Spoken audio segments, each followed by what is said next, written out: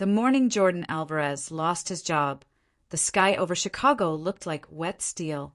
He stood on the factory floor holding a cardboard box that didn't feel like his, half a plant he'd brought from home, a mug that read Best Dad, and a photo of him and Keisha from the night he proposed on Navy Pier. The supervisor's goodbye speech was thick with restructuring and nothing personal. Jordan nodded like a man listening to rain on a roof he couldn't fix, shook hands he didn't want to shake, and walked to the parking lot with careful steps, as if he were carrying something already cracked. He sat in the car and stared at the steering wheel. Mortgage, car note, credit card, Laila's second-grade school supply list. Keisha's face when he said the words out loud. He breathed until the air felt less like sand, then drove home to their apartment on 79th. Keisha, still in scrubs, braids and a bun, sat at the kitchen table. The apartment smelled of bleach and fried plantains. Laila colored on the floor, humming. Keisha's nurse's skin took him in. Was he hurt? Was something off? Then softened into a wife's scan that recognized the set of his jaw. All right, she asked. Jordan set the box down. The plant's leaves trembled. They let me go, he said, and the speech he'd rehearsed dissolved. I'm sorry. Keisha rose like a code blue had been called and took his hands. Okay, she said, drawing the vowel into a rope. Come sit. Tell me what happened. He told her about the box, the supervisor, the men who looked relieved it wasn't their turn. He told her about applying for unemployment in the parking lot, about the delivery apps he would sign up for. He left out the shame on his chest because naming it felt like giving it a deed. That night, after Laila fell asleep inside a fortress of stuffed animals, they whispered numbers in the dark. Rent, utilities, groceries, gas, phone bill. 2 months if I pick up overtime, Keisha said, pinching the bridge of her nose. 3 if we cut everything. I'll take every run I can, he said. We'll do this together, she said. He tried to believe her. 3 weeks later, the kitchen table looked like a war map. Receipts, yellow pads with little armies of numbers, a laptop open to a budgeting spreadsheet a church friend had sent Keisha. Jordan's eyes were bloodshot from late deliveries. His back ached from hoisting cases of water up flights of stairs. He told himself this was a bridge, not a life. Keisha slid coffee toward him. We need a rhythm that won't crush us, she said. I can do mornings and nights, he said. Sleep in the afternoon. We'll be good. She traced a receipt, steady voice, steady eyes. I don't want to lose you to the plan. Lose me? I'm right here. You're here, but you're not. You sleep like you owe the bed money. You eat on your feet. When Laila talks, your eyes are somewhere else. I'm grateful for the hustle, but I need your face. He bristled. So I shouldn't work? Sit around while bills pile up. That's not what I said. Feels like it. She breathed. Your paycheck isn't the same as your presence. If we can't have both, I pick you. I need you alive and sane. He stared at his hands. The world had taught him his worth walked in wearing his job. His father called it bringing home a man's weight. Without the factory, he felt light in the worst way, like wind could move him.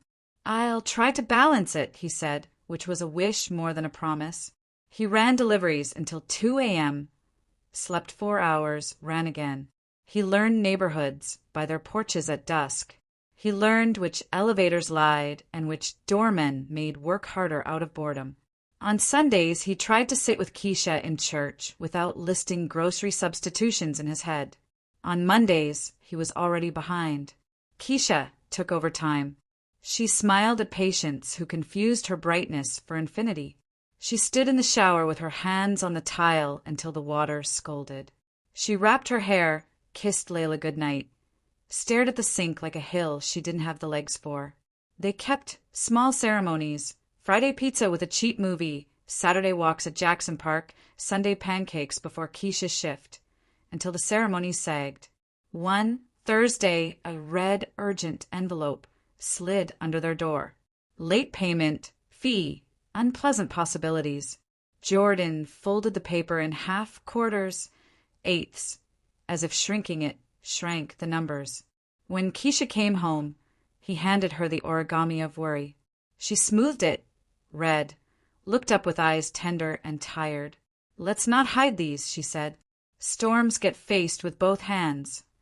He nodded, and something in him leaned away. Pride is stubborn. It tells you it's the only thing keeping your spine straight when it's really the weight making your back hurt. When Keisha suggested they meet with the church's financial coach, he shook his head. "We ain't asking for handouts." "It's help," she said. "Help means I failed. You lost your job because a company restructured. That's not failure." "Feels like it." "Is your pride paying ComEd?" she asked gently. He flinched at the accuracy. "I'll handle it." She exhaled the way you do when you let a lesson arrive by another teacher. The other teacher arrived in a tow truck. Past midnight. Freezing. Jordan's engine died. The driver, a woman with forearms that told stories, shined flashlight. "Alternator's gone," she said.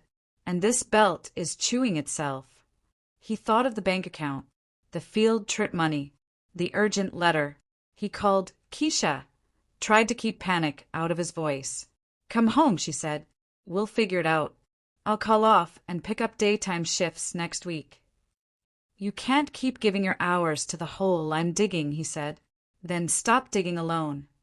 At home, while she slept, he watched how to replace a 2014 Corolla alternator, learned new words and old mistakes, and fell asleep in laptop light. In the morning, Keisha covered him with a blanket like he was fragile.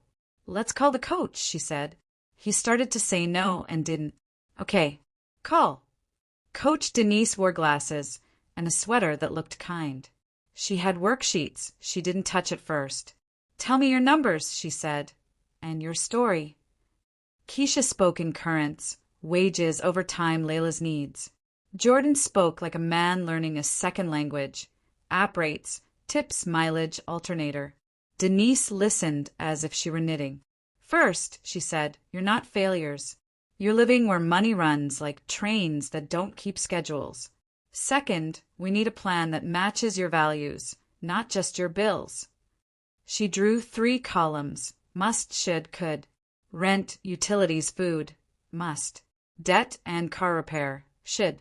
Streaming and takeout, could. "We don't do much of that," Jordan said, defensive out of habit. "Then that part is easy," she smiled. "Now, start money dates, 20 minutes every Sunday. 3 questions: what happened? What felt heavy? What was a win? And use cash envelopes for groceries and gas. When the envelope is empty, the category is done. It's a fence, not a punishment." A boundary felt like something to lean on. On the way home, he squeezed Keisha's knee. "Thank you," he said, meaning the call, her persistence, the way she held him up without making him a child. "We're a team," she said. "Stop fighting me like I'm the opponent." They started money dates. The first was clumsy. Laila burst in with drawings that had to be praised. Jordan kept jumping to fixes. Keisha narrated every receipt. By week, for the script was 5 minutes of bank reality, 10 minutes of feelings, 5 minutes of wins. No overdraft. We said no to Target. You made coffee without being asked. A friend of a friend replaced the alternator for less. Jordan hovered with questions, liked the clean logic of machines. He watched videos on brake pads and belts. He posted in a neighborhood group, "Small auto repairs done fair. I come to you." 2 messages came, then 5. He fixed wipers in an alley, while Snow tried to talk him out of it. The woman paid cash and delivered chili. "Maybe I can make this a thing," he told Keisha. "Maybe," she said, eyes warm. They cut streaming, got library cards, switched to prepaid phones, packed lunches. Jordan negotiated car insurance, like a man playing chess. When they paid off the smallest card, they danced in the kitchen like a window had opened. Money didn't surrender because they'd learned its name. Keisha's mother, Dolores, called. Her furnace wheezed more than warmed. The repairman spoke in a number dialect that made Keisha pinch her nose. We can't leave her cold, she said. She can stay here until we fix it. Jordan's mouth went dry. Dolores loved Keisha and tolerated him. Every visit turned the apartment into a courtroom where he was retried for making rice wrong. He did the math, expenses and friction would rise, but so would doing the right thing. Bring her, he said. Dolores arrived with 2 suitcases and 17 opinions. Why is the couch that color? Was her greeting. Why is my grandbaby wearing socks with holes? Jordan smiled. Welcome, Ms. Dolores. I'll take your bags. For a week, the apartment vibrated with commentaries. Keisha became a translator in her own house. Jordan drove longer routes than deliveries required. On their second Sunday money date, Dolores wandered in. Back in my day, the man handled the money, she said. Jordan heard the sentence he used to tell himself. Keisha tilted her head. So did my father, she said. Did you like that? No. Then sit with us, Keisha said. See how we do it. We're trying not to lose ourselves while keeping the lights on. Dolores watched skeptically, then leaned closer. You write it down like that? We kept it in our heads until it got too loud. We write it down so it can't lie, Jordan said, and so we can't lie to ourselves. Dolores studied him. Maybe you know a thing or two, she conceded, and a knot in Jordan loosened. They found a city program to cover half the furnace. The church quietly collected the rest. Dolores went home 2 weeks later with a pie and 6 fewer opinions. At the door, she said, "Thank you," and sounded like she meant more. The side hustle grew into modest stream. Jordan printed cards on cheap stock, handed them out like bread. He bought a toolbox that clicked shut, saved for certification classes. The delivery apps became something he chose, not something that owned him. He scheduled 2 nights a week, not 7. He slept, laughed, listened to Laila's knock-knock jokes, and added tags. He kissed Keisha in doorways and meant it. Then a shortcut offered itself. Reggie, an old factory coworker, asked if Jordan wanted courtesy runs for a man who paid cash, no questions, to shuttle packages between neighborhoods that agreed not to ask. Easy money, Reggie said. No risk if you drive smart. You ain't scared. I'm not scared, Jordan said. I'm married. Reggie laughed. Same thing. Jordan came home proud and shaky. Told Keisha because secrecy is a crack they didn't need. She hugged him hard. Thank you for saying no, she whispered. I don't need us rich. I need us safe. They celebrated with pancakes for dinner and too much syrup. In March, Keisha's body told her to sit down. Overtime had stacked. Nurses can't call in sick on sick units. She got home, put water on for tea, and felt the edges of the room soften in a non-poetic way. Jordan caught her before the floor did. He checked her blood pressure like a man who'd been watching and learning. Too high, he said. You're resting. I'm calling your nurse. We need the hours, she whispered. I need my wife, he said. She closed her eyes and let him be right.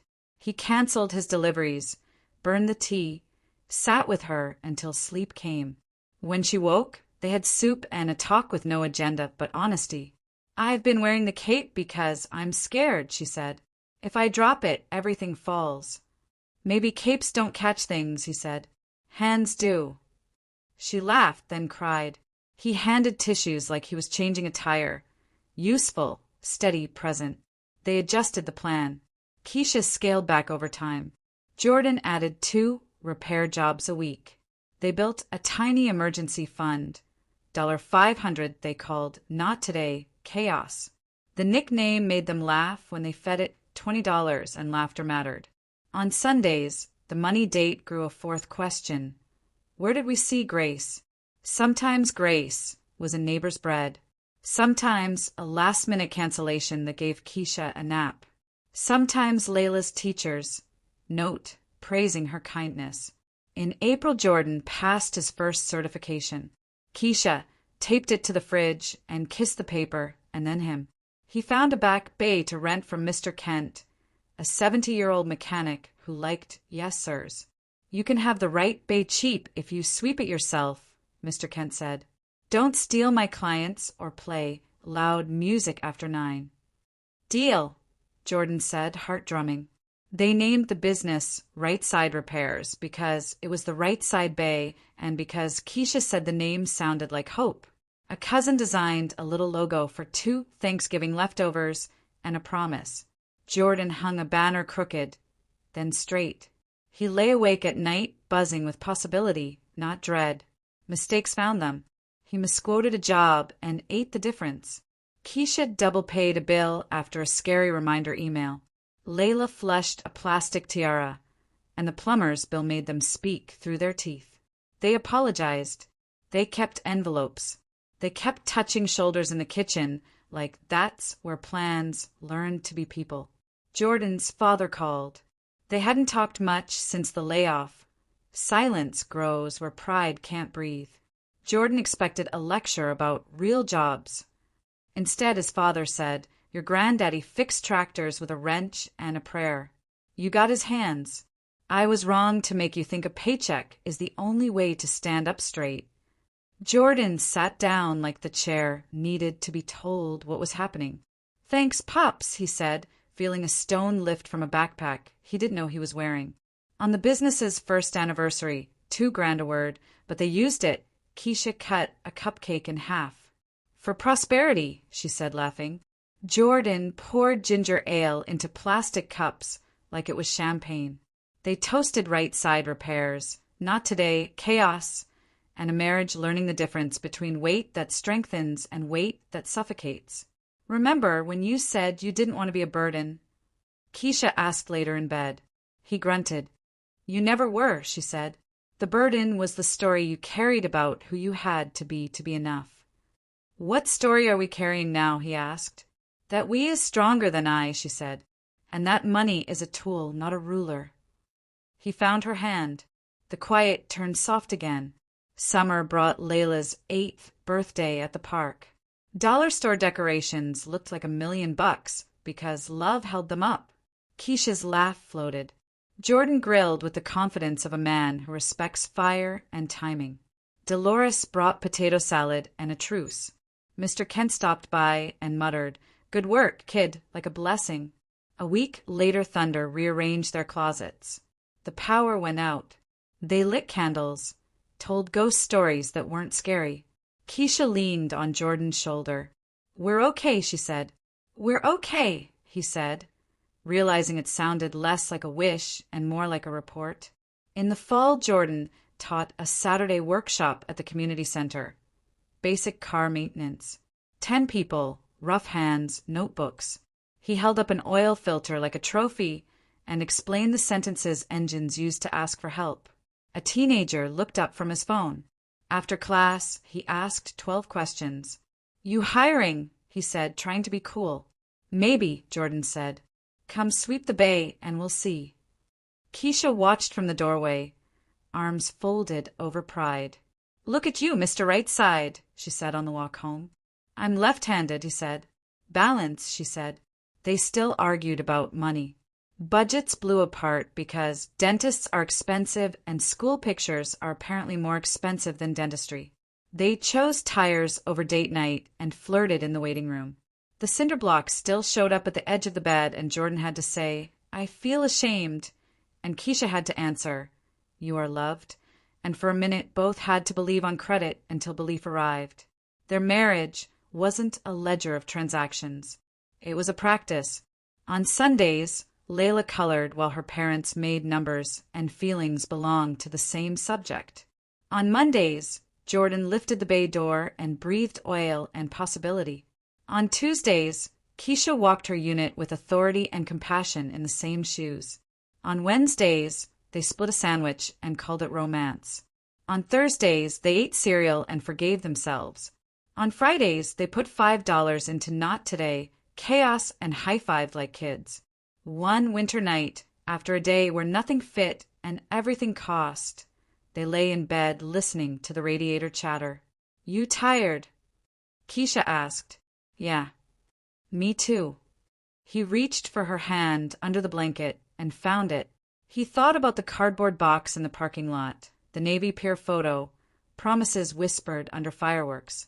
He thought about how love had turned out to be less fireworks and more steady lamplight, less trumpets and more bass line, the thing holding the song when the melody forgot itself. Thank you for making me put the cinder block down. She chuckled in the dark. It was never yours to carry alone. He let the sentence carry him. The storm outside hushed. The apartment breathed. In the morning there would be envelopes and invoices and a car that needed brake pads. There would be coffee and a laugh and hands that knew how to hold wrenches and each other. There would be work. There would be love. And when the weight of the wallet tried to tip the balance again, they would shift together, two people who had learned that the heaviest thing in a house isn't the stack of bills, but the belief you have to lift them by yourself. Thanks for watching.